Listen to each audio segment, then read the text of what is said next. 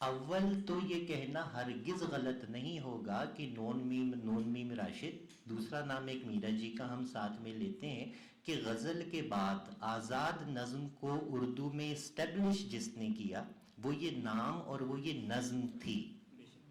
یہی شناخت بنی ہمارے پاس آزاد نظم کی. جواز کیا پیش کیا گیا؟ جواز یہ پیش کیا گیا کہ غزل کے اپنے فارمیٹ کی وجہ سے کہ اس میں آپ کو ردیف، قافیے، میٹر، ان تینوں چیزوں کا خیال رکھنا تھا. اس سے میرے اظہار میں کہیں کہیں مدد مل رہی ہے تو کہیں کہیں میں بندش کا شکار ہو رہا ہوں. دنیا بھر میں بھی بلینک ورس، فری ورس لکھی جا رہی تھیں، نظمیں لکھی جا رہی تھیں. اردو میں اب تک اس طرح نظم نہیں لکھی جا رہی تھی جو کسی ایک پابندی سے کم از کم آزاد ہو. تو نون میم راشد نے میٹر کو صرف یہ ساتھ رکھتے ہوئے یہ صنف جو ہے وہ اردو میں قائم کی. نظم کی قرت کے دوران، قرت اسی لیے پہلے کی گئی کہ وہ آپ سنتے رہیں کہ شاعری میں اول تو یہ ہے کہ کام صوتیات کا ہے، فون ایستھیٹکس کا ہے، کہ سن کے جو چیز آپ پہ اثر کرتی ہے اور جس طریقے سے اثر کرتی ہے. ہر ردم، ہر جذبہ، ہر احساس کو بیان نہیں کر سکتا. جنگ کے ردم اور ہیں، محبت کے ردم اور ہیں. یہ اردو میں بھی، انگریزی میں بھی. Once upon a midnight dreary while I wandered weak and weary. کوئی 10 سال اس ایک نظم کا ترجمہ کرنے میں ہم کو لگے کہ یہ میٹر ہمارے پاس اردو میں موجود نہیں ہو رہا تھا. ایک خاص بات اس نظم کی یہ ہے. پھر اس کے بعد مضمون اگر ہم دیکھیں تو جو انداز ہمیں داستاں گوئی کا ملتا ہے، جس کی روایت اب کسی حد تک پیچھے چلتی چلی جا رہی ہے، لیکن پھر بھی ادب میں ایک خاص حصہ ہے، ادب سے جڑے لوگ یہ خواہش رکھتے ہیں. جو ان کی لائنیں جب دیکھیں مجھے یاد آتی ہیں، کیا ہے وہ دیوشیزہ بھی شاید داستانوں کی ہو دل دادا، اسے معلوم ہوگا زالتا سہراب کا دادا، تہمتن یعنی رستم تھا گرامی سام کا وارث. اب یہ فردوسی کی داستان ہے جس میں زال بیٹا تھا اور وہ باپ تھا اور باپ کے ہاتھوں قتل ہوا.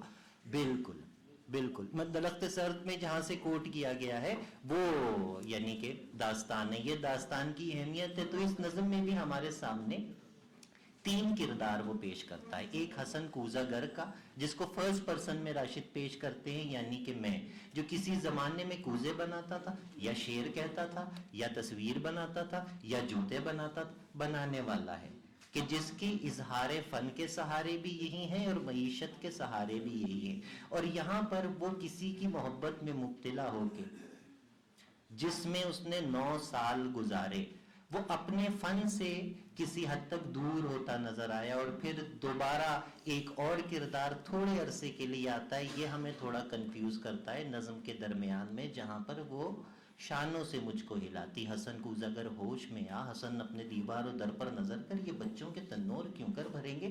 یعنی کہ بات اتنی گزر گئی ہے کہ یہ تیسرا کردار جو ہو سکتا ہے کہ وہ بیگم ہے، ان کی بیوی ہے، ہو سکتا ہے کوئی اور ہے، ہو سکتا ہے وہ توجہ دلانے والا ہے، کہ ایک فنکار کے ساتھ ایک یہی معاملہ تو نہیں جڑا ہوتا کہ اس کو اپنا آپ گزارنا ہے.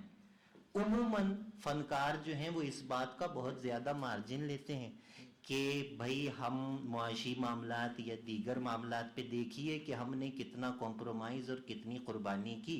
وہ قربانی فنکار کبھی اکیلے نہیں دے رہا ہوتا، وہ قربانی اپنے سے جڑے لوگوں سے بھی لے رہا ہوتا ہے، جس کا ذکر بہت خوبصورتی سے یہاں نظم کے درمیان میں ہوا. اور پھر انجام تک آتے آتے دوبارہ اسی صورت کو آواز دی گئی کہ ہو سکتا ہے کہ اس کے بعد ایک بار پھر میں پلٹ جاؤں اپنے رنجور کوزوں کی جانب. یعنی جو تغاروں میں مٹی، جو یک بستہ جو پڑی تھی، سنگ بستہ پڑی تھی، یہی شاید اس خاک کو گل بنا دے. چھوٹی سی لائن ہے، گل جس سے تخلیق ہے، جس سے مجسمہ بنتا ہے، جو گیلی مٹی ہوتی ہے، شاید جس سے انسان تخلیق کیا گیا ہو، اور خاک توڑتی ہے. عام محاورہ. اس خوبصورتی سے زبان اور محاورے کا استعمال اتنی جدید طرز میں یہ راشد کا خاصہ تھا. خاک کو گل بنا دے یعنی ایک بیکار چیز کو ایک کریٹیو چیز بنا دے. اس کے لیے کس کی ضرورت ہے؟ اس نم کی ضرورت ہے جو شاید اس پہلی محبت سے مل سکے. باقی راشد کا لہجہ جو گرینجر ہم کو راشد کے لہجے میں اب تک نظر آتا ہے، دیکھیں نثری نظم پہ آج تک بحث کیوں ہے؟ آج تک نثری نظم پہ بحث اس لیے ہے کہ نثری نظم کو اپنا راشد آج تک نہیں ملا، وہ مضبوط کاندھا آج تک نہیں ملا۔ سب سے شاندار نثری نظم کیا آپ مجھے بتا سکتے ہیں؟ نہیں بتا سکتے۔ ہم اپنی اپنی پسند کی چیزیں بتا سکتے ہیں۔ آزاد نظم کو یہ لہجہ مل گیا، صبا ویراں سلیما سربزانو اور صبا ویراں، صبا آسیب کا مسکن، صبا آلام کا انبار بے پایاں گیا ہو، سبز و گل سے جہاں خالی ہوا، اور اس طرح یہ جو گرینجر لہجے میں ہے نا راشد، یہ ہر نظم میں آپ کو ملے گا۔ یہاں پر ہم اپنی گفتگو کو تمام کرتے ہیں، کوئی شخص اگر اس میں حصہ ڈالنا چاہے تو